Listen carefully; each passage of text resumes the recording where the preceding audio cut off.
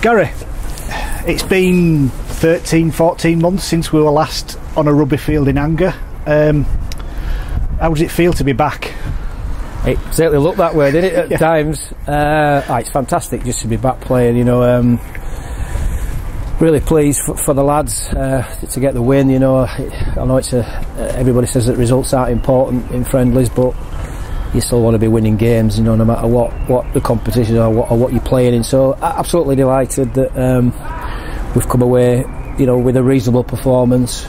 Difficult to manage at times, you know.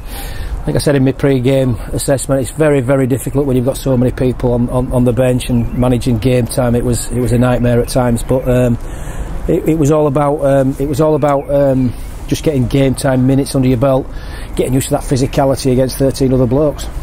With it being so long since we were last playing, and you're restricted to the number of pre-season games that you can play, does pre-season take on a different? Is it different this year from any other year?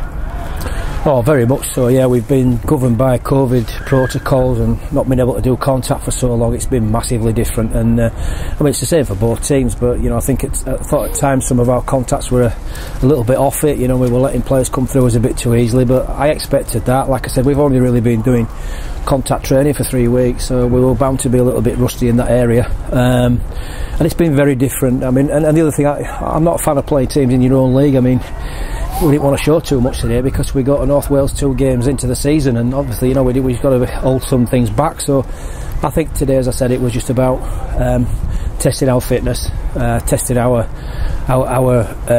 awareness and game management, and I thought we did that pretty well. You know, went behind 3 times, I think, didn't we, and came back to win it quite comfortably in the end. So showed a lot of resolve, a lot of character.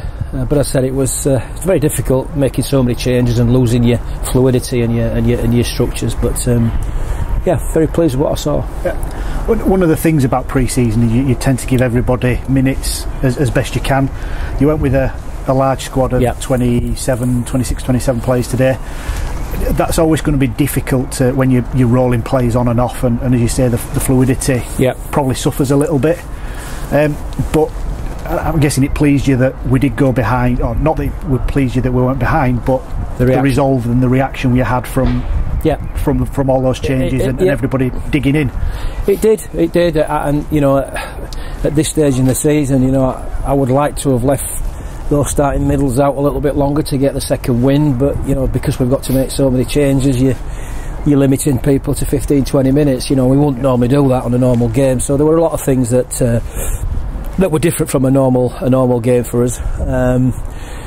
But you know, fair play to the lads. I did say to them before the game, look, I'm not going to predict how long you play. All I'm saying is, you know, go out there and do your best for however long you're on the field. And I brought some people off just because I'd seen enough, and I thought they'd done really, really well without necessarily having to keep them out there for longer minutes and give someone else a chance to show what they can do. So yeah, I think we've learnt a little bit from today. I don't think we can't go with that many numbers against Barrow, because we've got to start looking forward to Workington and our game plan for Workington now. So I think we'll probably restrict our numbers down for Barrow's game. So obviously it's a short turnaround now.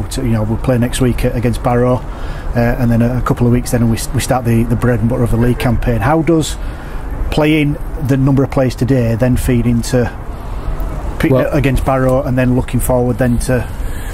Well, it's a gradual process, but obviously we can only play 17 against Workington. So yeah, it's a gradual process, and it's this one where you've got to balance getting them game sharp and game ready against not causing them too much stress because they haven't played for so long, and therefore causing injuries. So it's about that, you know. It's really about enough minutes to build the fitness up and make sure we're ready for Workington without overstressing them.